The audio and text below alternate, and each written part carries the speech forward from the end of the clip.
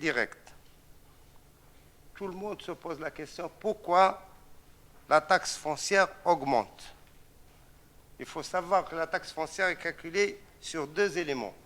La valeur locative cadastrale, qui sert de base au calcul de la taxe foncière, elle est établie par les services fiscaux selon les règles nationales.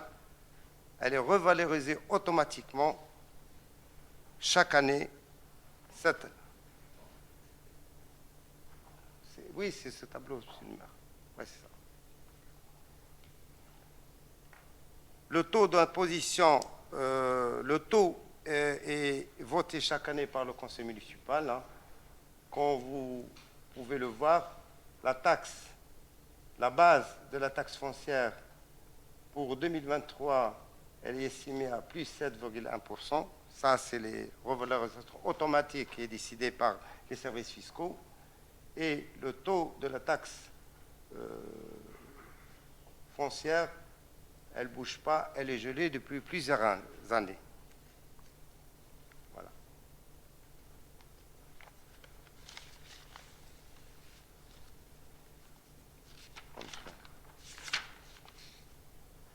Et le total des produits de fiscalité, en 2023, 9 400 000, soit 6,44% d'augmentation en 2023. C'est une estimation.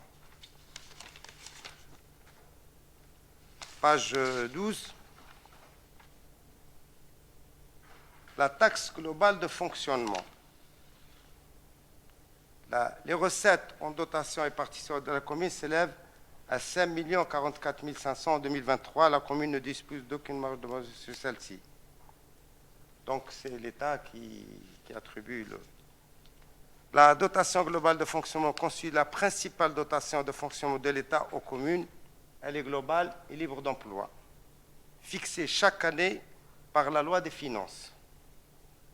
Elle est composée de la dotation forfaitaire, qui est en fonction de la population et de la superficie de la commune. La dotation rurale, nous, on n'est pas concernés. Hein. La dotation de solidarité urbaine et de la cohésion sociale, elle bénéficie aux communes dont les ressources sont insuffisantes par rapport aux charges. Et la dotation nationale de péréquation, elle a pour objectif de corriger les écarts de richesse fiscale entre les communes. Et comme vous pouvez le constater sur le graphique, la dotation globale de fonctionnement, elle représenterait plus 2,2% par rapport à 2022 et elle a augmenté de 2,45% par rapport à 2021.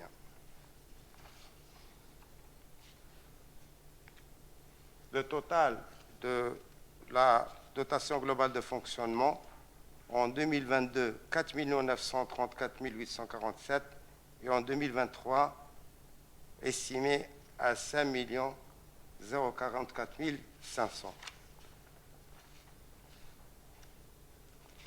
La page 14, la synthèse des recettes de fonctionnement.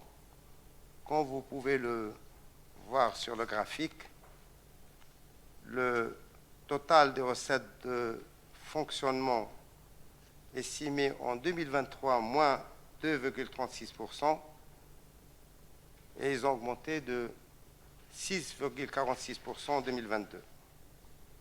Comme je vous l'ai dit auparavant, c'est des estimations, donc on minore les recettes et on augmente les dépenses, c'est une règle de prudence. Page 15, la structure des recettes réelles de fonctionnement. 58,69%, c'est la fiscalité directe. 33,67%, c'est les dotations et participations. 5,14%, c'est les produits et services du domaine des ventes. 0,29% des autres produits de gestion courante. 1,05% des atténuations de charges. 0,92% des produits financiers et 0,24% des produits exceptionnels. Donc les deux postes les plus importants, c'est la fiscalité directe et les dotations et participations qui représentent plus de 80% de recettes réelles de fonctionnement. Page 16. Les recettes réelles de fonctionnement.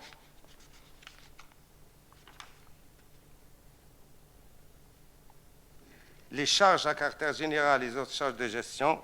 Les charges à caractère général recoupent les achats courants, les services extérieurs et les impôts. Le graphique ci-dessous représente l'évolution des charges de gestion entre 2020 et 2023. En 2023, l'augmentation est estimée à 40,23%. Entre 2021 et 2022, elle était de 11,88%. Le total des dépenses de gestion en 2022, 5 372 922 et en 2023, elle est estimée à 7 534 400. Les autres charges de gestion, moins 11,65%, parce qu'il y a la caisse, les subventions de caisse des écoles, elle a été supprimée en 2023. Et la caisse communale d'action sociale, elle était de 234 940 en 2022. Elle passera à 95 234,44 en 2023. Une baisse, voilà. C'est un poste d'équilibre. Les dépenses fluides.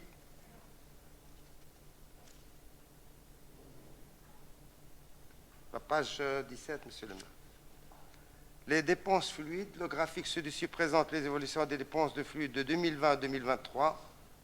En 2023, plus 189,59%. Ça, c'est la flambée du coût des énergies.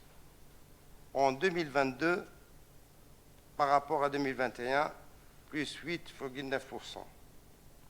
2023 est estimé à 2 500 500 contre 865 174 € en 2022.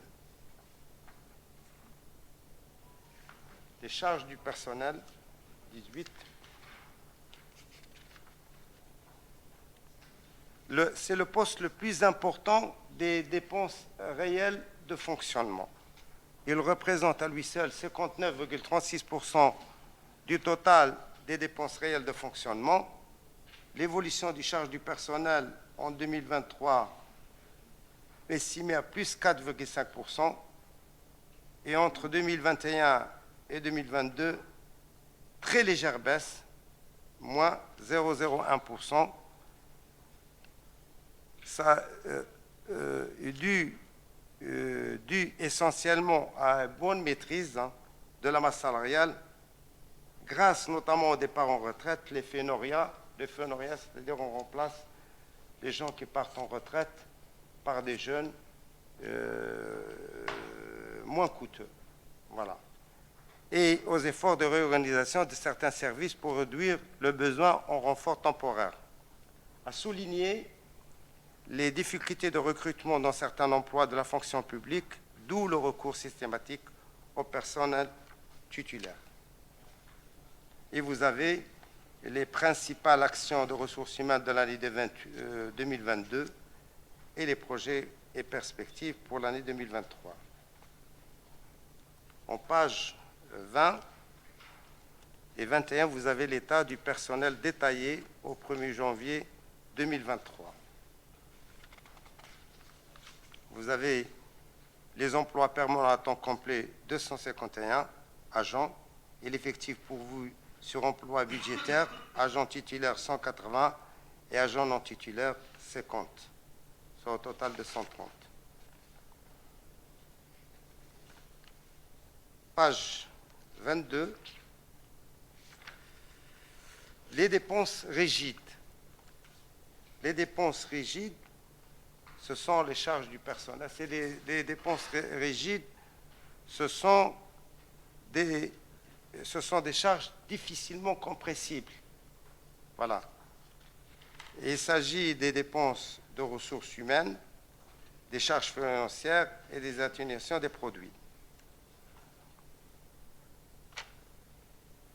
Voilà. page 23, la synthèse des dépenses réelles de fonctionnement. Le graphique montre l'évolution de chaque poste des dépenses réelles de fonctionnement de 2020 à 2023. Et vous avez les dépenses en vert, c'est les dépenses des charges du personnel, le poste le plus important, avec les charges de gestion. L'évolution, en 2023, les dépenses réelles de fonctionnement sont estimées à plus 16,92%. Entre 2021 et 2022, ils ont augmenté de 3,4%. Et vous avez la structure, en page 24, la structure des dépenses de fonctionnement.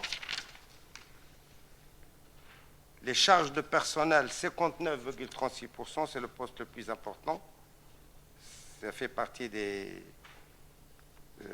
postes des rigides. Et 31,58%, c'est les charges à caractère général. 5,69% les autres charges de gestion courante. 2,04% les charges financières. 0,25 les charges exceptionnelles, 0,1 les dotations, amortissements et provisions, et 0,98 c'est les dépenses imprévues.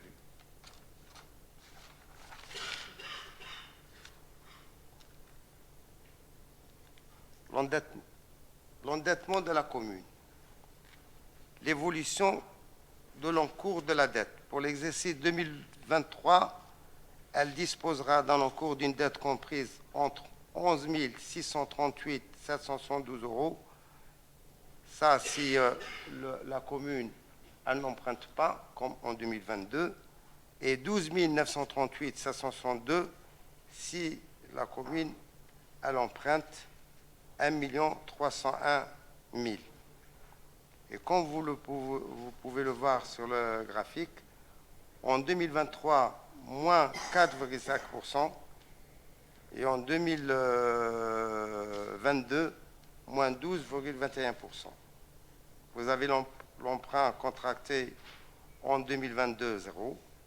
L'intérêt de la dette en 2022, 425 628 euros. En 2023, 412 000, moins 3,20%. Capital remboursé en 2021, 1 758 384. En 2022, 1 907 887 et en 2023, 1 847 000, moins 3,19%.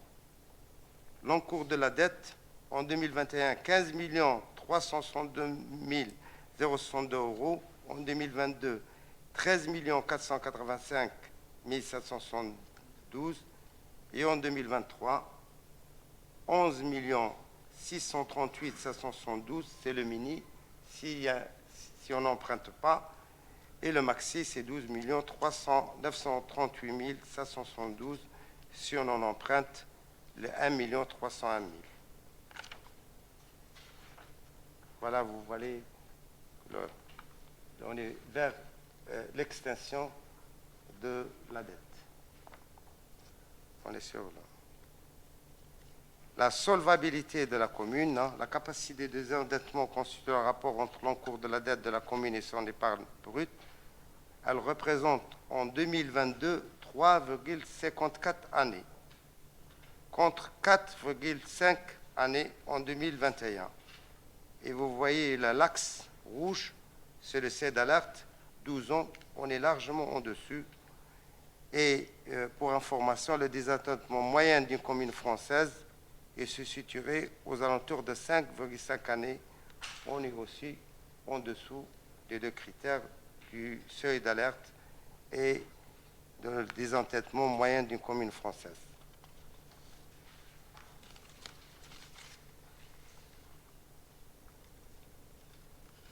Le tableau, voilà. Typologie de la répartition de l'encours.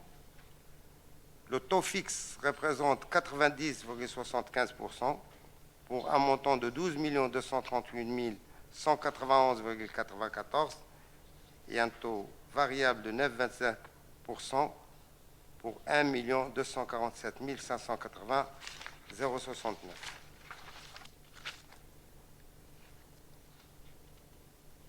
Les investissements de la commune, page 28. Le tableau montre l'évolution de l'épargne brute et de l'épargne nette. Vous avez les recettes réelles de fonctionnement, moins les dépenses réelles de fonctionnement, avec un retraitement comptable, les prêts dons produits des cessions, moins 337 000, et les dépenses exceptionnelles.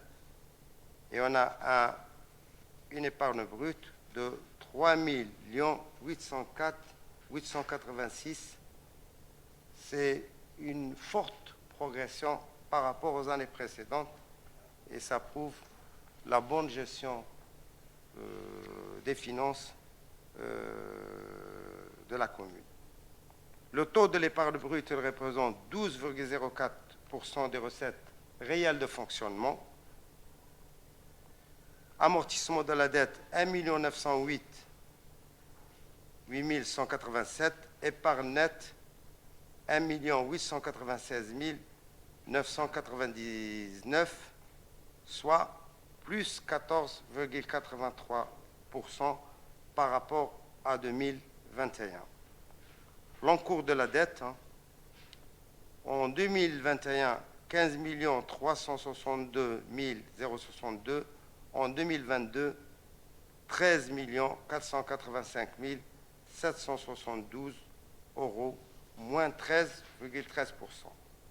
Et la capacité de l'endettement, on passe en 2020 5,08, en 2021 4,50 et en 2022 3,54 années.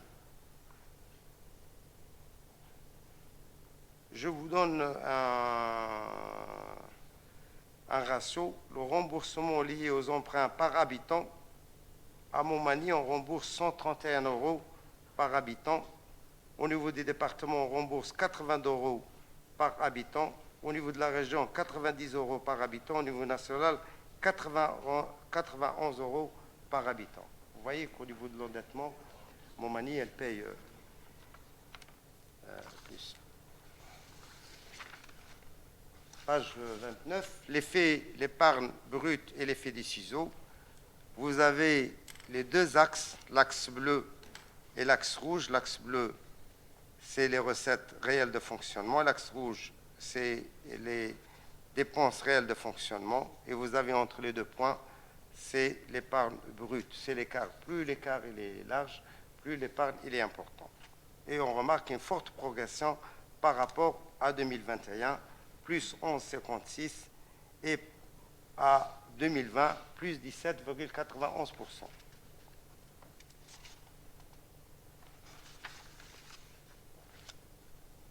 Le taux de l'épargne brute de la collectivité, le seuil d'alerte, vous avez les deux seuils, le seuil 10%, seuil d'alerte, et la limite 7%. Nous, on est en commune française, 14%. Nous, on est en dessous, au-dessus de 10 et de 7%, et des communes françaises, 14%.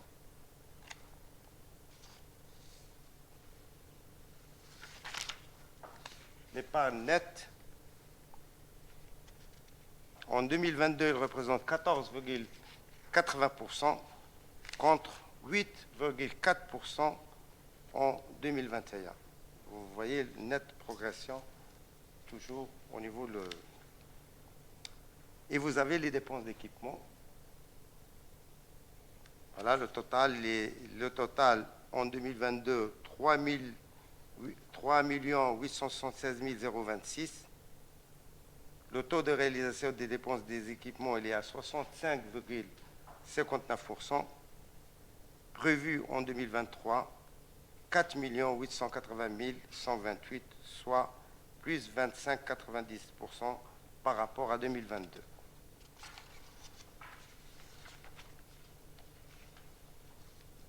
et vous avez le besoin de financement pour l'année 2023. Vous avez le tableau, les recettes réelles, les dépenses d'investissement, et vous avez en bas les recettes d'investissement. Les dépenses d'investissement en 2022, 5 843 171, et les recettes d'investissement, 5 296 182, auquel il faut rajouter le résultat N-1, moins 702 334, et le solde à reporter en 2023, moins 1 249 293. En 2023, les dépenses d'investissement, 6 992 128.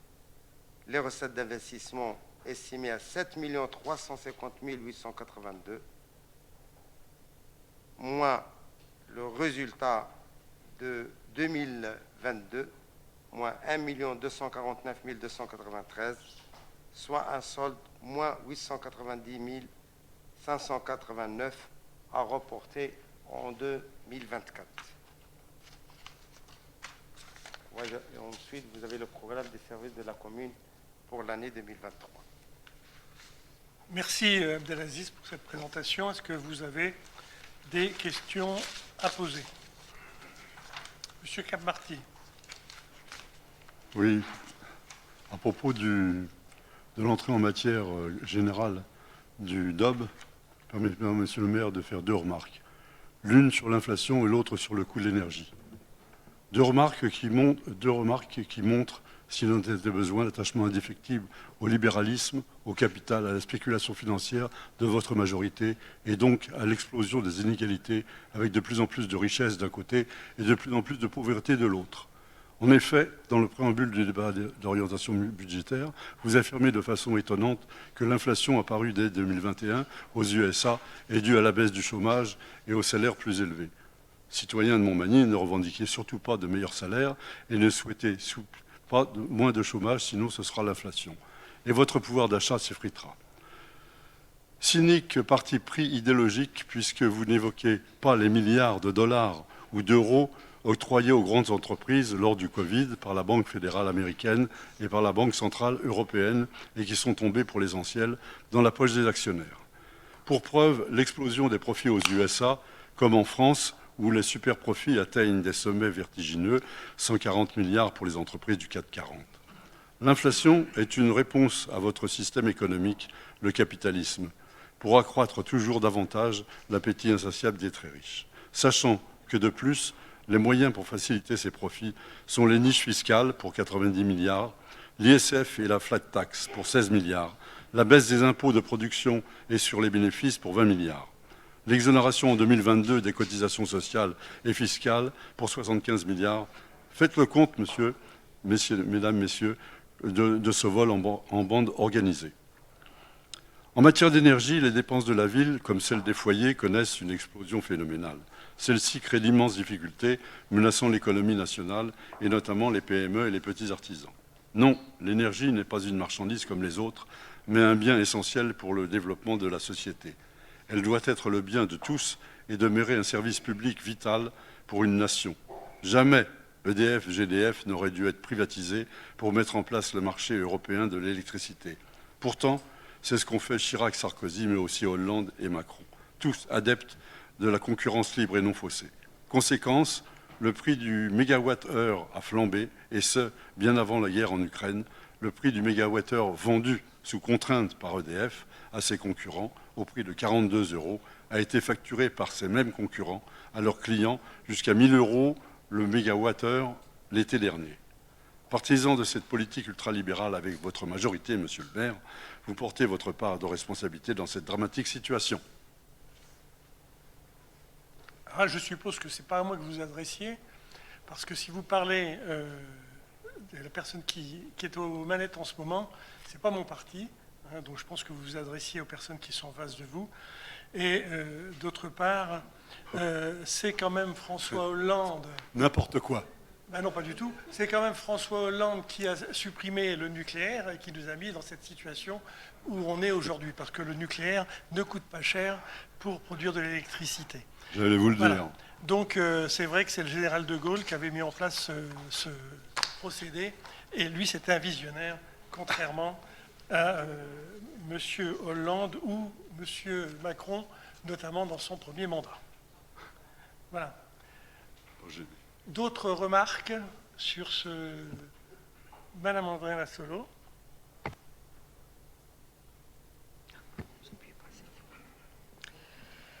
Moi, je voulais parler des dépenses de fonctionnement, page 23, me semble-t-il.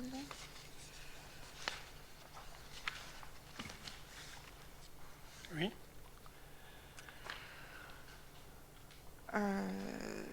Elles vont passer de 17 291 en 2022 à 20 millions en prévision pour 2023, soit une hausse de 16,92%. Et pourtant, les marges de manœuvre se réduisent fortement car les recettes ne suivent pas cette escalade. Donc pour 2023, comme on a vu précédemment, sont prévues à 20 927 000 et les dépenses à 20 216 000, soit une capacité d'autofinancement brut égale à la différence, c'est-à-dire 711 000 euros. Et c'est quand même relativement faible.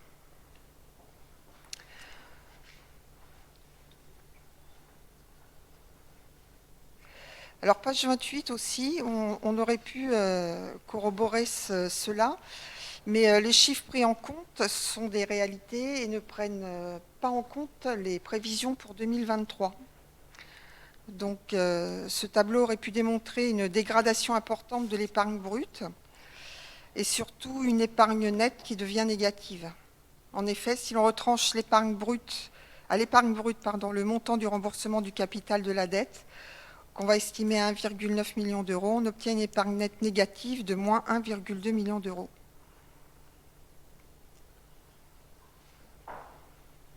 Donc, moi, monsieur le maire, je voulais savoir comment vous pensiez passer correctement l'exercice budgétaire 2023 en produisant un futur BP qui ne dégagera plus d'épargne nette suite à l'effondrement de son épargne brute. Eh bien, je vous rassure tout de suite, on le passera tranquillement comme on l'a fait ces dernières années. Alors, page 25, vous nous parlez des dépenses de fonctionnement qui augmentent bien évidemment à cause des fluides. Alors là, on a fait les prévisions au maximum, on les a faites en janvier-février quand les chiffres étaient explosés. Aujourd'hui, les chiffres ont plutôt tendance à diminuer. J'espère que les chiffres continueront à diminuer sur le tarif des fluides, c'est-à-dire principalement l'électricité et le gaz, puisque c'est quand même le gaz qui représente la majorité des dépenses qui augmentent. On a compté 1,6 million, mais j'espère que l'on sera nettement en dessous, d'autant plus qu'on investit cette année au niveau électricité en changeant tous les candélabres de la ville et en pouvant régler ces candélabres avec du LED, en pouvant les régler en fonction des heures de la nuit.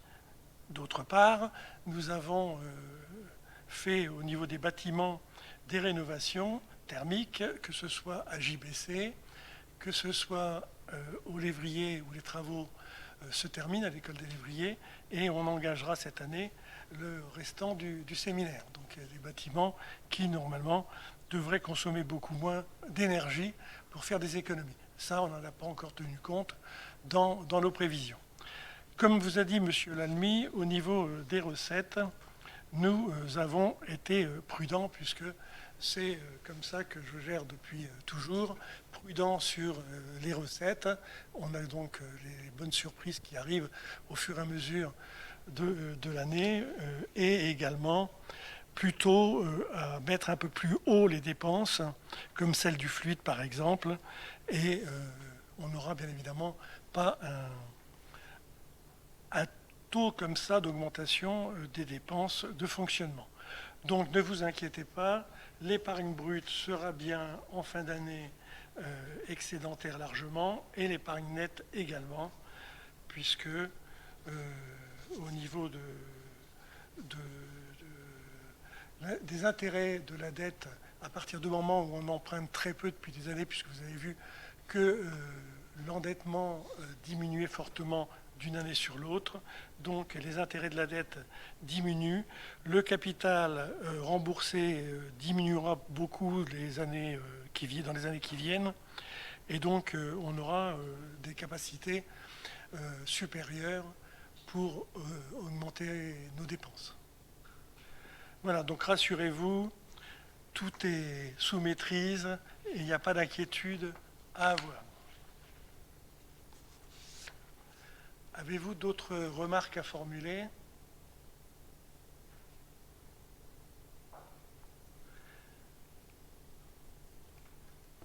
Pourquoi page 28, vous ne présentez pas 2023? Parce que ça ne représenterait rien. L'épargne brute, on la constate en fin d'année. L'épargne nette aussi, ça ne représenterait rien de vous mettre des prévisions d'épargne brute. On peut le faire, vous l'avez fait. Hein. Vos chiffres sont certainement exacts, mais ils ne seront pas ceux de fin 2023. Ça ne sera pas ceux du CA 2023. Non, mais ça restait un peu dans l'esprit de projection. On est sur tous les Oui. autres en 2023. Tous les tableaux affichent 2023 et c'est le seul qui affiche, qui se reste à 2022. Donc pour harmoniser les présentations, pour être, voilà. Mais j'ai dit que vos chiffres étaient certainement exacts. Ok.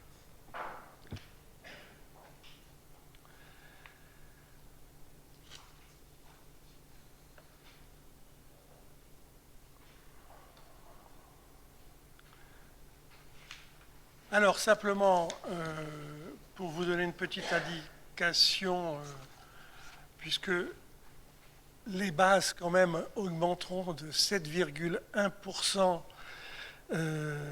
ont augmenté cette année de 7,1%, donc très forte augmentation décidée dans la loi des finances de 2023 et votée par les assemblées, le Sénat et l'Assemblée nationale. Ça représentera donc une forte augmentation sur la feuille, ça se répercutera sur la feuille d'impôt par une augmentation de 7,1 minimum, mais comme il n'y a pas, pour ceux qui ne se rappellent pas d'une année sur l'autre, comme il n'y a pas que le taux de la commune qui figure sur la taxe foncière, puisque le taux, M. Abdelaziz vous a dit qu'il n'augmenterait pas, donc la commune, le produit de la commune augmentera de 7,1% seulement. Le restant, au niveau de l'agglo, on vote la semaine prochaine, ça ne bouge pas par rapport à depuis 2018, c'est 1,01%. Au niveau de la taxe d'enlèvement des ordures ménagères, on devrait ne pas connaître les augmentations qu'on a eues ces dernières années dues à la taxe de la TGAP. Par contre, cette année, la GEMAPI augmentera très fortement, puisque je pense qu'elle augmentera, cumulée avec celle du SIA, plus celle du SIA, elle sera multipliée par 3. Voilà. Donc, les taux des syndicats de la commune, qui représentent le CIREG, le lycée et la piscine de Montmorency, ça devrait être quasiment stable, malgré une petite augmentation à la piscine, parce qu'elle a été fermée pendant presque 6 mois, et nos enfants ont eu la chance d'aller à la piscine pendant qu'elle était ouverte, alors que, par exemple, les enfants de deuil n'ont pas pu y aller, et dans le coût payé par les communes, les enfants qui sont scolarisés, qui vont à la piscine plutôt, représentent le tiers du coût. Donc on aura le désavantage de payer un peu plus, mais les enfants ont eu l'avantage de pouvoir aller normalement à la piscine cette année. Donc si on fait une simulation de la feuille d'impôt sur une base que l'on prendrait de 2 400 € en 2022, elle passerait à 2 570 la base en 2023, ce qui représenterait en gros 130 € d'augmentation sur la totalité des taux figurant sur la taxe foncière. Alors après, il suffit de faire une règle de 3 en partant de 2400 et de 130 € pour avoir, en fonction de sa base, l'augmentation que les gens auront en 2023 à l'automne. Voilà pour ce qui est du DOB. Il n'y a plus de questions. Alors, s'il n'y a plus de questions, on prend note de la tenue de l'organisation du DOB et on va approuver le ROB tel que joint donc, dans la présentation annexe. Je mets aux voix qui est contre, qui... Alors, il y a donc 1, 2, 3, 4, 5, 6, 7 contre, qui s'abstient et le reste pour.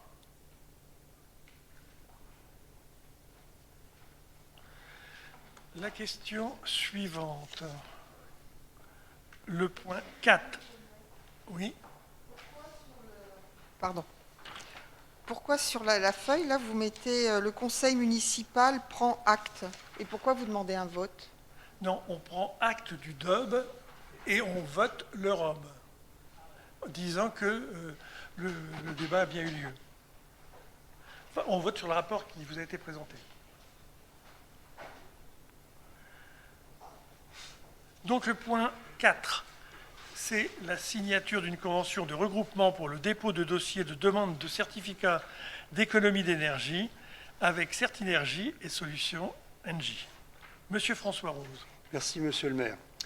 En promouvant activement le dispositif et l'efficacité énergétique, Cite Énergie est devenu l'un des principaux acteurs du secteur. Il faut savoir que Cite Énergie, le trait d'union avec Engie, c'est que la première est la filiale de la deuxième.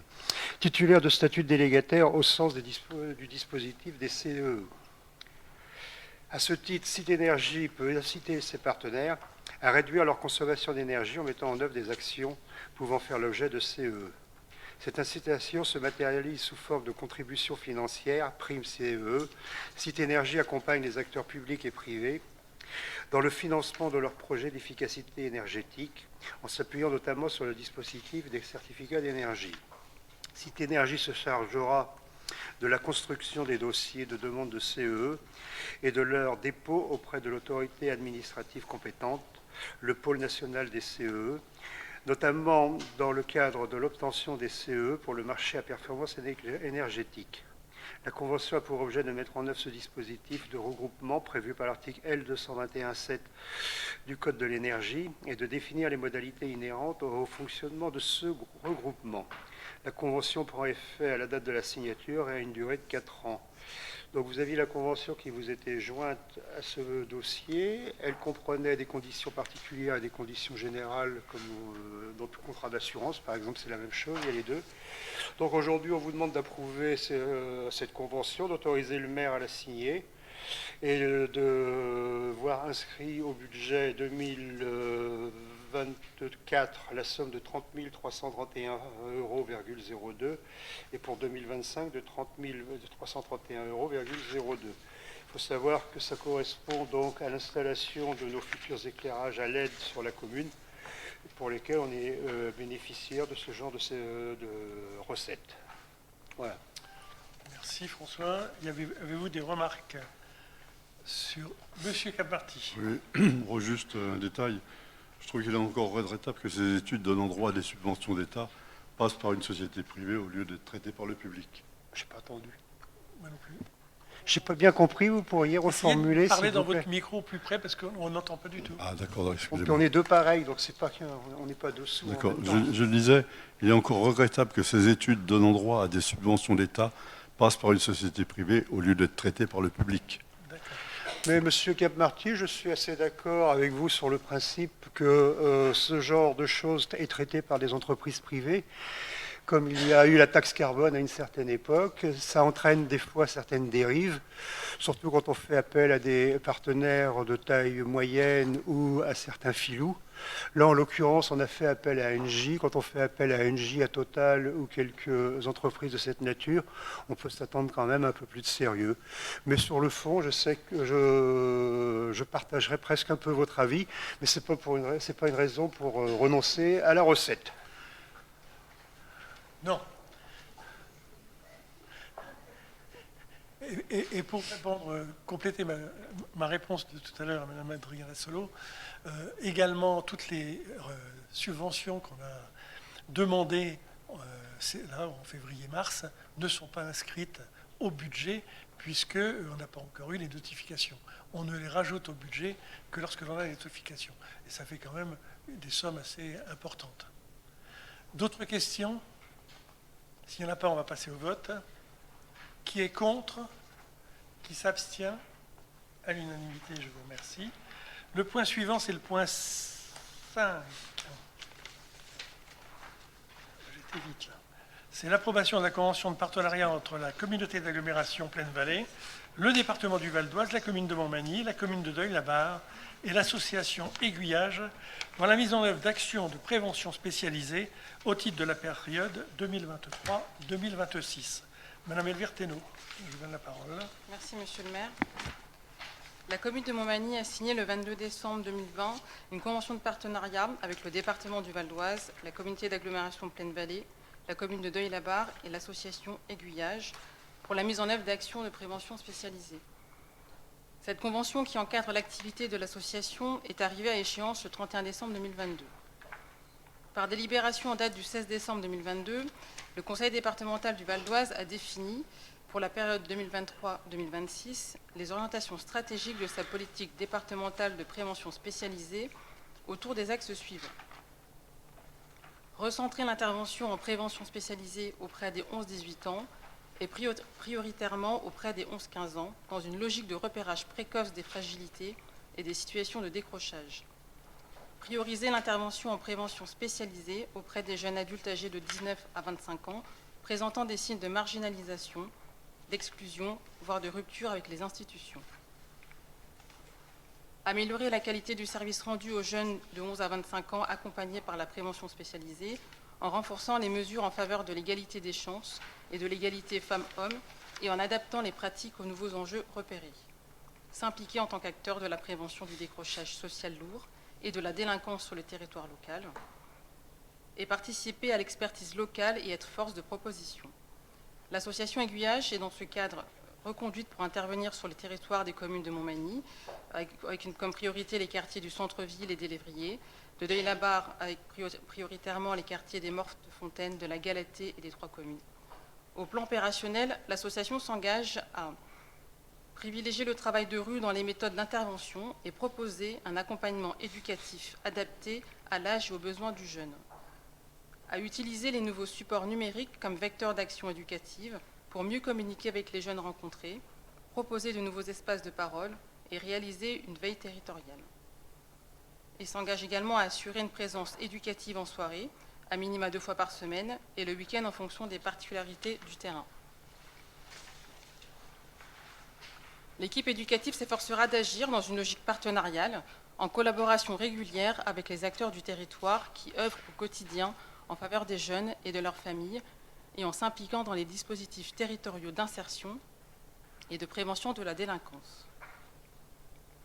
Le suivi de l'activité de l'association Aiguillage sera encadré annuellement par un comité territorial de la prévention spécialisée, réunissant les représentants de la communauté d'agglomération Plaine-Vallée, des 2 communes, du département et de l'association, et fera également l'objet d'un rapport annuel. Le comité territorial pourra également être élargi à d'autres partenaires locaux, tels que les principaux de collèges, la mission locale, les délégués du préfet, le service social départemental. Au plan financier, l'association présentera chaque année au département un budget de fonctionnement sur la base duquel les participations des différentes parties seront déterminées selon la répartition suivante. Les 2 communes de Deuil-la-Barre et de Montmagny s'engagent à participer au financement à hauteur de 20% de ce budget prévisionnel. La communauté d'agglo Plaine-Vallée participe dans la limite de 80% d'un tiers du budget, la part revenant au département étant de 80% des 2 tiers du budget. Le conseil municipal est invité à approuver les termes de la convention relative aux conditions de mise en œuvre des actions de prévention spécialisées entre le département du Val d'Oise, la communauté d'agglomération Plaine-Vallée, les communes de Deuil-la-Barre et de Montmagny et l'association Aiguillage pour la période 2023-2026. Merci Elvire. Des questions sur cette approbation de la convention? Juste le problème du rapport annuel. Vous avez eu le rapport Oui, annuel de 22? récemment, donc j'ai pensé à vous. Je vais vous l'envoyer. Merci. Ben vous, monsieur Mention, vous l'avez, comme moi, par CAPV. Et, on votera également mercredi prochain la même délibération à l'agglo. Et vous avez le rapport qui a et dedans, ça doit être là que je l'ai eu. Donc c'est tout récent, vous voyez. D'autres questions? S'il n'y a pas d'autres questions, je vais passer au vote. Qui est contre? Qui s'abstient? À l'unanimité. Je vous remercie. J'ai même pensé à vous également parce qu'on a reçu hier ou avant-hier le taux de logements sociaux. Le taux de logements sociaux au 31 décembre. Donc je vous le communiquerai également.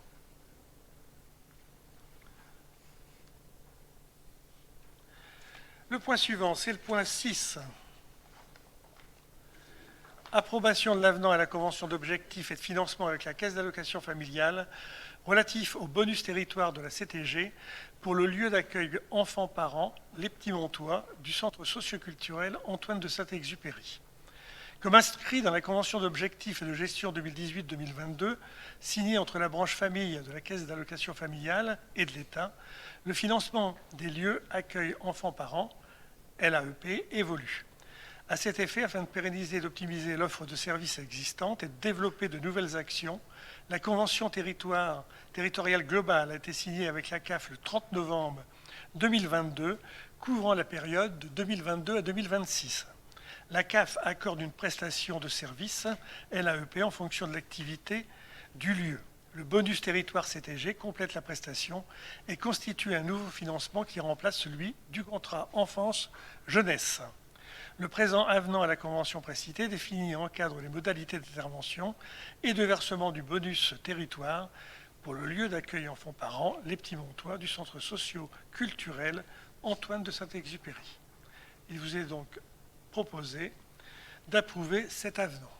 Des questions sur cette approbation qui vient derrière le vote que l'on a eu donc de la CTG le 6 octobre, je crois. S'il n'y a pas de questions, on passe au vote. Qui est contre? Qui s'abstient? À l'unanimité, je vous remercie. Le point 7, c'est l'approbation de l'avenant à la convention d'objectifs et de financement avec la Caisse d'allocation familiale relatif au bonus territoire CTG pour le service ALSH, accueil de loisirs sans hébergement, des adolescents mis en place par le service jeunesse.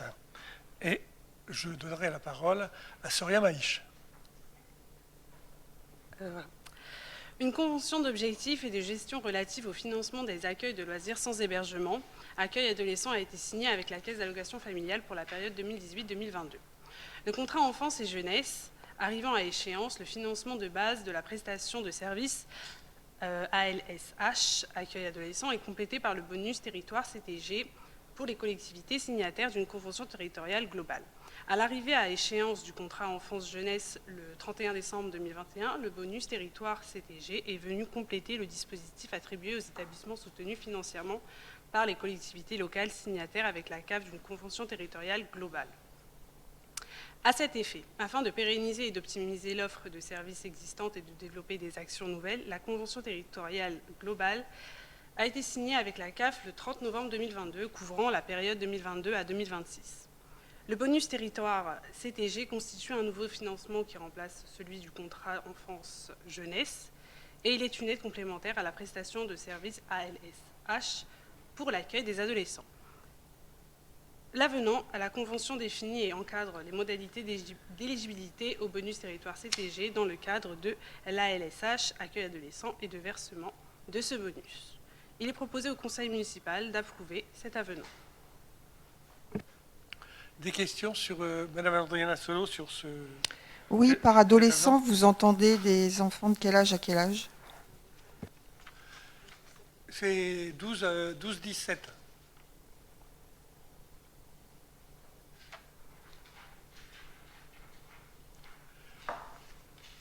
Après, en dessous, ce sera l'avenant suivant. Je mets au vote qui est contre, qui s'abstient. À l'unanimité, je vous remercie. Le point 8, c'est l'approbation des avenants à la convention d'objectifs et de financement avec la CAF relatif au bonus territoire CTG pour le service ALSH, accueil de loisirs sans hébergement extrascolaire et périscolaire. Je donne la parole à Karine Farge. Alors, une convention d'objectifs et de gestion relative au financement des accueils de loisirs sans hébergement, extrascolaire et périscolaire, a été signée avec la Caisse d'allocation familiale pour la période 2018-2022. Le contrat enfance et jeunesse arrive à échéance. Le financement de base de la prestation de services ALSH, extrascolaire comme périscolaire, est complété par le bonus territoire CTG pour les collectivités qui ont signé effectivement la convention territoriale globale. À l'arrivée à échéance du contrat enfance-jeunesse le 31 décembre 2021, le bonus territoire CTG est venu compléter le dispositif attribué aux établissements soutenus financièrement par les collectivités locales signataires avec la CAF d'une convention territoriale globale. À cet effet, afin de pérenniser et d'optimiser l'offre de services existante et de développer des actions nouvelles, la convention territoriale globale a été signée avec la CAF le 30 novembre 2022. Elle couvre ainsi la période 2022 à 2026. Le bonus territoire CTG constitue un nouveau financement qui remplace celui du contrat enfance-jeunesse. Il est donc une aide complémentaire. D'une part, à la prestation de services ALSH extrascolaire et d'autre part, à la prestation de services ALSH périscolaire. Les présents avenants à la Convention définissent et encadrent les modalités d'intervention et de versement du bonus territoire CTG pour les structures citées précédemment. Il est donc proposé au Conseil municipal d'approuver ces deux avenants. Avez-vous des questions sur ces deux avenants? S'il n'y en a pas, je passe au vote. Qui est contre? Qui s'abstient? À l'unanimité, je vous remercie. Le point 9, c'est la demande de subvention auprès du département du Val d'Oise pour l'aide à la structuration pédagogique des établissements d'enseignement artistique spécialisés. Marie-Noëlle Flotterer, je vous donne la parole. Merci, Monsieur le maire. L'école municipale des musiques et de danse, dans le cadre de son fonctionnement et de son développement, dépose une demande de subvention annuelle au département du Val d'Oise. Le conseil départemental est appliqué auprès des établissements d'enseignement artistique spécialisés depuis de nombreuses années. Suite aux préconisations de la loi du 13 août 2004 relative aux libertés et responsabilités locales, le département du Val d'Oise a mis en place son schéma de développement des enseignements artistiques en concertation avec les directeurs d'établissements en vue d'améliorer l'offre de formation et les conditions d'accès à l'enseignement, adopté par délibération le 15 juin 2017. Conformément à son dispositif de soutien adopté en 2008 et revisé par délibération numéro 434 du 25 novembre 2016, le conseil départemental intervient financièrement sur la structuration pédagogique de ces établissements afin de garantir à l'établissement une reconnaissance de sa qualité pédagogique, favoriser le développement jugé prioritaire par le département, soutenir l'engagement des communes auprès de leur établissement. Il est proposé au conseil municipal de se prononcer sur la demande de subvention auprès du conseil départemental du Val d'Oise au titre de l'année 2023 pour le développement de son école municipale des musiques et de danse. Des questions sur cette demande de subvention? S'il n'y en a pas, on passe au vote. Qui est contre? Qui s'abstient?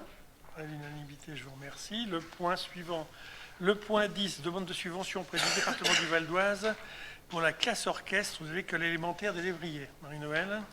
La commune de Montmagny a la volonté de développer la classe orchestre à l'école élémentaire des Lévriers et afin de permettre aux élèves d'accéder à la culture et aux arts par la pratique instrumentale, favoriser les apprentissages de l'école par le développement cognitif induit par la pratique d'un instrument, attention, écoute, concentration, mémorisation, développer l'éducation à la citoyenneté, écoute, respect de soi et des autres. La commune de Montmagny demande au conseil départemental du Val d'Oise, au titre de l'année 2023, une subvention dans le cadre de l'aide aux classes orchestres des établissements d'enseignement artistique spécialisés. Il est donc proposé au conseil municipal de se prononcer sur cette demande de subvention. Des questions? Ça, c'est tous les ans, on demande la même chose. Qui est contre? Qui s'abstient? À l'unanimité, je vous remercie. Le point 11, c'est l'adoption du règlement intérieur du vide-grenier. Madame Flotterer. La ville de Montmagny organise chaque année un vide-grenier de printemps rue Jules Ferry à Montmagny. Cette manifestation est ouverte exclusivement aux particuliers. L'inscription et la réservation préalable d'un emplacement sont obligatoires grâce au bulletin d'inscription fourni par le service culturel ou téléchargeable sur le site de la ville. Afin d'encadrer les conditions de mise en œuvre, la ville doit se doter d'un règlement intérieur joint en annexe afin de formaliser les règles d'inscription et les modalités d'installation des participants pour cette manifestation. Il est donc proposé au conseil municipal d'adopter le dit règlement tel que joint en annexe. Des questions sur ce règlement intérieur du vide-grenier? Monsieur Poulot. Oui, je voudrais juste rappeler sur les brocantes que la brocante est organisée par une association qui regroupait des associations magnomatoises caritatives, culturelles et sportives, qui leur rapportaient une subvention non négligeable. Je voudrais savoir combien rapporte la brocante maintenant à la ville de Montmagny.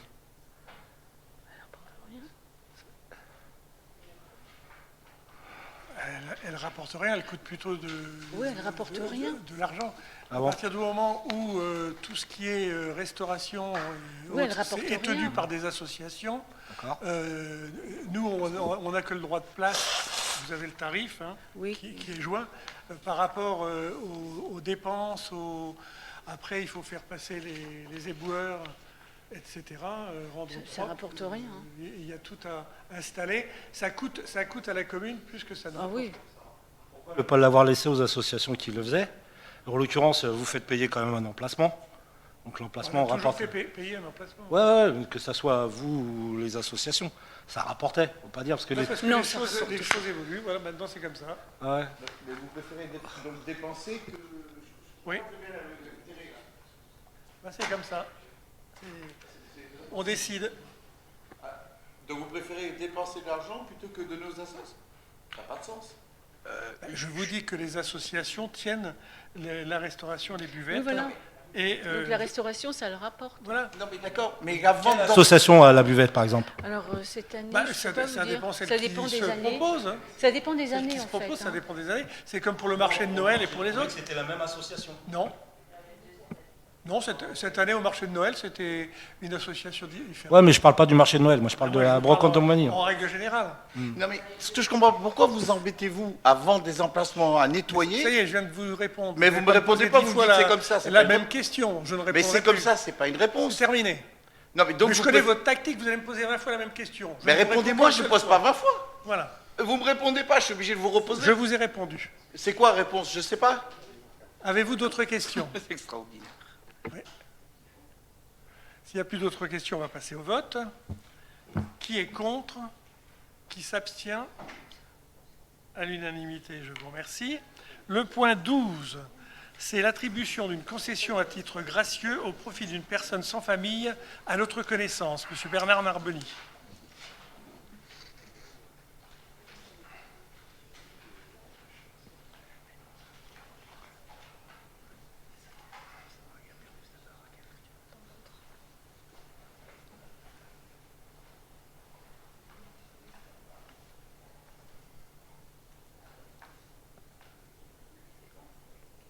Ça y est, on peut continuer?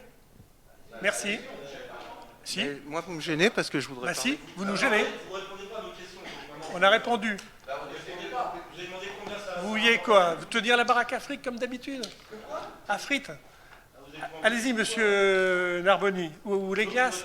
Ou les glaces? On sait comment ça s'est terminé. Donc le rapport numéro 12. L'article L. 2223-27 du Code général des collectivités territoriales dispose que le service est gratuit pour les personnes dépourvues de ressources suffisantes. Lorsque la mission de service public définie à l'article L. 2223-19 n'est pas assurée par la commune, celle-ci prend en charge les frais d'obsèques de ces personnes. Elle choisit l'organisme qui assurera ces obsèques. L'article L. 2213-7 du même code dispose que le maire, ou à défaut le représentant de l'État, dans le département, pourvoit d'urgence à ce que toute personne décédée soit ensevelie et inhumée décemment, sans distinction de culte ni de croyance. Il est donc proposé au conseil municipal de se prononcer sur l'attribution d'une concession à titre gracieux. Des questions sur ce point? S'il n'y en a pas, je passe au vote. Qui est contre? Qui s'abstient? À l'unanimité, je vous remercie. Le point 13, c'est les décisions que j'ai prises dans le cadre de mes délégations. Avez-vous des remarques à formuler sur ces décisions?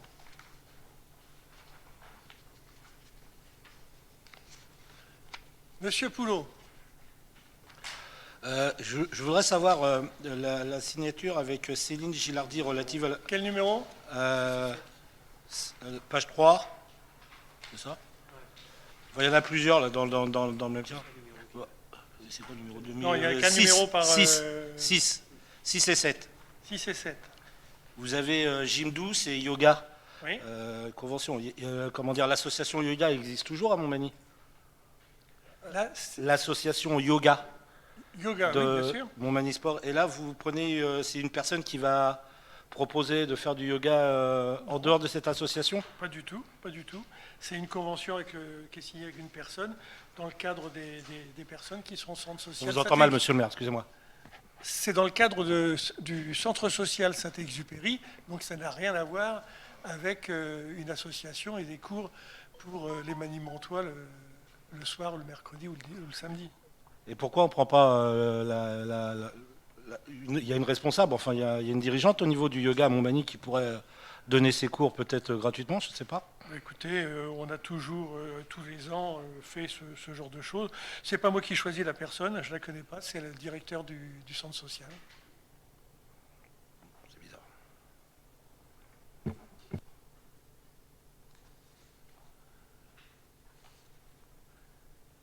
Donc,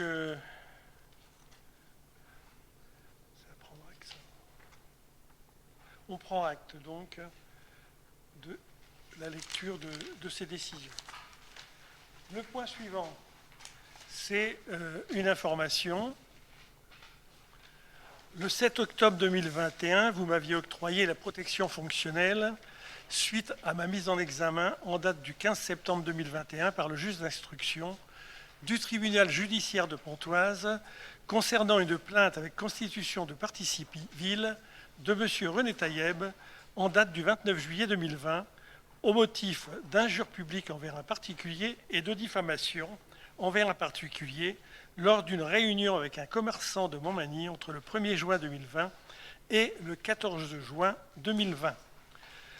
Lors du conseil municipal du 7 octobre 2021, à l'exception de M. Cap-Marty, vous aviez cru bon, mesdames et messieurs de l'opposition, de faire mon procès en direct et ainsi remplacer la décision du tribunal correctionnel de Pontoise parlant de faits très graves et concordants.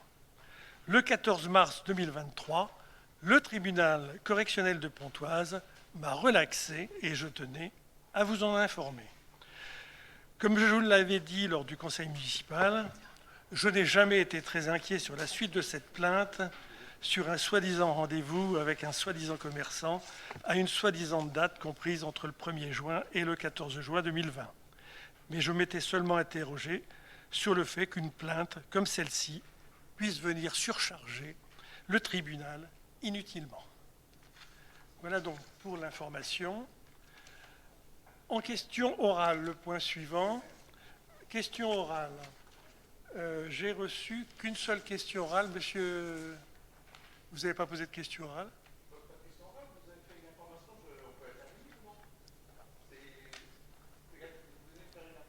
Oui. Qu'est-ce que vous voulez intervenir sur cette information? Oui, qu'est-ce que vous voulez compléter? Je n'ai dit que ce que avait dit le tribunal, point, c'est tout, on n'en parle plus. Non, non, le problème c'est... On ne va pas refaire le procès. Je peux parler ou on ne peut pas? On est aux questions orales. Non, on n'est pas aux questions... Alors donc, même les informations, on ne peut pas les discuter. On ne discute pas les infos, on ne discute pas les questions. Qu'est-ce que vous voulez discuter? Je veux rien à discuter, je veux compléter votre information. Vous dites que vous avez été relaxé. Vous avez une façon très particulière de commenter les décisions. Vous n'avez pas été relaxé, vous n'avez pas été indemnisé, vous n'avez pas reçu l'article 700. Le truc a été jugé irrecevable du fait que les faits étaient prescrits. C'est complètement différent. Mais parce que Non, attendez. on commence par juger. Non, ne m'apprenez pas. Avant de juger le fond, on commence par juger la forme, cette forme-là. Donc, vous n'avez pas remarquerez été. que quand même, à l'intérieur, sur le Non. fond, on parlait d'une date comprise entre le 1er juin et le 14 juin. On n'a jamais parlé de ça, on n'a pas voté ça. D'abord, nous. c'est pas vous. Non, mais vous n'avez pas demandé à voter. C'est moi, parce que quand on vous parle de directeur de campagne, c'était pas vous. Non, mais attendez, et puis là, subitement, vous savez vous tout mélangez ce tout, que disent ça les va. autres. Regarde, Alors soyez un petit peu on a sérieux voté dans une vos protection interventions. fonctionnelle. Donc, c'est terminé, on refait pas le procès. On peut parler sans Il y a- vous intervenir. Il y a relax. Mais non, il n'y a ça pas vous relax. gêne, mais je Vous suis avez été- relaxé. la ville a été puisque indemnisée. Il a été Est-ce que convenu la ville a été que la date indemnisée était avant le 2 mars. Est-ce que la Bien ville a avant été le 2 mars. indemnisée de la procédure? Je n'ai pas encore reçu le jugement. Ah bon, et comment vous le savez si vous n'avez pas reçu? Vous êtes en train de nous lire un truc, vous n'avez pas reçu. J'ai rien lu. J'ai rien lu. Ah oui, dans le droit français, oui. Donc pour vous, la justice, c'est une question de fric. C'est pas une question de fric. Mais Quand si, vous c'est gagnez une un question de procès, fric. vous avez un Il y a article que le 700 et fric un qui article l'intéresse. dommage et intérêt. Il y a- Quand vous n'êtes pas indemnisé, c'est que vous n'avez pas gagné le Monsieur procès. Bocara. Voilà. Monsieur Donc Bocara. la justice, c'est un non. Monsieur Bocara. Oui, monsieur Rose. Quand il y a un procès, il n'y a aucune. Il peut y avoir une relaxe en matière pénale sans qu'il y ait de Mais il n'y a pas condamnation. eu de relaxe. Attendez, j'ai pas fini. Sans qu'il y ait de condamnation de l'adversaire à l'article 475-1 du Code de procédure Oui, mais pénale. dans ce cas-là, c'est un problème c'est de le 700 pour le- prescription. Ça ne veut pas dire que vous êtes Non, innocent. non, attendez. Ça veut dire que les faits sont prescrits. Mais si en les- droit français. Et c'est pas ce qui était dit dans la plainte. Ah, si. Ah, bah non. Attendez. Ah, bah non. mais dans le compte rendu, c'est dit que les faits sont Non, non. prescrits. Je m'en fous de la plainte. Non, non. C'est Ah, bah compte non, rendu. mais vous foutez tout ce qui vous arrange. Mais non, mais le Hein, compte vous avez rendu une drôle de façon de rendu juger. du tribunal, c'est que Enfin, les faits sont prescrits. vous avez D'ailleurs, le suffisamment tribunal- répété, c'est très grave, c'est très grave, c'est même très Qui grave. a dit c'est très grave? Bon, vous le savez très bien. J'ai jamais Eh dit bien, ça, c'est moi, très j'ai grave, dit que je vous suis l'avez relaxé. dit. On J'ai passe aux jamais dit que questions c'est grave, orales. moi. Monsieur Bocara, Ok. je vous demande de Et vous je taire. maintiens que vous avez dit ça. Monsieur Voilà. Capmarty, vous m'avez posé Ok. une question. Je vous donne la parole. J'arrive. Bien, monsieur le maire, Oui. dans vos décisions, vous mettez gracieusement à disposition, à travers CDC Habitat Social et la municipalité, des locaux pour des associations, et nous nous en réjouissons. Mais depuis une dizaine d'années, le Secours populaire français vous demande l'attribution d'un local pour permettre la distribution alimentaire aux familles montoises qui en fera la demande auprès de l'assistante sociale. Et nous savons que la nécessité est de plus en plus grande en ces périodes d'inflation et de chômage. Pour quelles raisons refusez-vous un local, même partagé, au Secours populaire, sachant que le manque de locaux ne peut être le motif? Alors, monsieur le conseiller municipal, l'association ALSA est une association dont l'objectif est d'aider les personnes dans le besoin par la distribution de dons en tout genre, notamment des colis alimentaires et des kits d'hygiène qu'elle distribue lors de maraudes. L'autre objectif est l'organisation d'événements sportifs et culturels pour la jeunesse, avec une sensibilisation à la solidarité. Ce sont d'ailleurs les jeunes de Montmagny qui confectionnent les colis et les kits. Ainsi, pour les aider, nous avons, grâce à l'exonération de la TFTB du contrat de ville, conventionné avec CDC Habitat Social pour que ce local soit mis à notre disposition, non pas à titre gracieux, puisque je vous rappelle que l'exonération de la taxe foncière sur le foncier bâti, la taxe foncière sur le foncier bâti, c'est ce que la ville ne touche pas en impôts. Puis nous avons mis à disposition gracieusement ce local à cette association. Je vous rappelle que la ville, à travers les prêts de locaux et d'attribution de subventions, soutient deux autres associations qui œuvrent aussi pour les plus démunis au niveau alimentaire avec le Grain d'épices et la conférence Saint-Vincent-de-Paul. Ainsi, je pense que la ville de Montmagny prend toute sa part dans la solidarité avec les plus faibles. Alors pourquoi pas le secours populaire? Premièrement, car comme je vous l'ai dit, nous n'avons pas de local et nous avons déjà deux associations qui œuvrent dans ce domaine. Deuxièmement, car le secours populaire dispose déjà dans le Val d'Oise ou à côté d'une trentaine de comités locaux ou antennes locales. Et enfin, troisièmement, à 2 minutes à pied de Montmagny, il y a l'antenne de Villetaneuse, qui est au 15 rue Auguste Blanqui, qui est réservée aux étudiants, ainsi que le comité local de Villetaneuse, dans la même rue. À 5 minutes, vous avez aussi le comité de Pierrefitte et celui d'Épinay, également à la maison de centre 7 rue du Maréchal. Voilà donc, ma réponse n'est pas du tout discriminatoire, c'est que, comme je vous le dis à chaque fois, nous n'avons malheureusement pas assez de locaux pour les associations sur la ville de Montmédy. Oui, pour le secours populaire, mais pas pour les autres. Pour les autres, vous en avez, pour le secours populaire, non. Vous citez les communes qui ne sont pas dans le Val d'Oise, les personnes ne peuvent pas aller là. Elles sont obligées d'aller dans le Val d'Oise pour le minimum. Donc ce que vous dites, de toute façon, c'est le choix que vous faites. Ça fait 10 ans que je les réclame, je viens de vous le dire. Hein, et jamais il y a de locaux pour le secours populaire, il y en a pour les autres. Non, c'est vraiment un grand raccourci. Là, ce que... Oui, mais c'est une réalité concrète, ce raccourci. Bah oui, mais bon, moi j'aimerais avoir plus de locaux pour les associations. Mais c'est votre choix. Non, c'est pas mon choix. Mais si, c'est votre choix. Vous faites le choix de donner à certains et pas à d'autres. C'est votre choix. Oui, oui. Vous l'assumez quand même. Mais je serais content d'en avoir plus. Moi aussi. Alors, j'aimerais vous annoncer que le prochain conseil municipal, où il y aura donc le vote du compte de gestion, le compte administratif, le BP et le vote des taux, sera le 30 mars 2023, qui a une commission des finances qui est... C'est mardi ? Mardi ? Mardi ou mercredi ? Mercredi prochain, pour ceux qui y sont. Je crois que c'est Mme Adriana Solo et M. Capmarty. Hein. À 19h, oui, comme les autres années. Mercredi 22 à 19h, ici même. Je voudrais donc remercier le public qui était en direct ou qui sera en replay dans la semaine.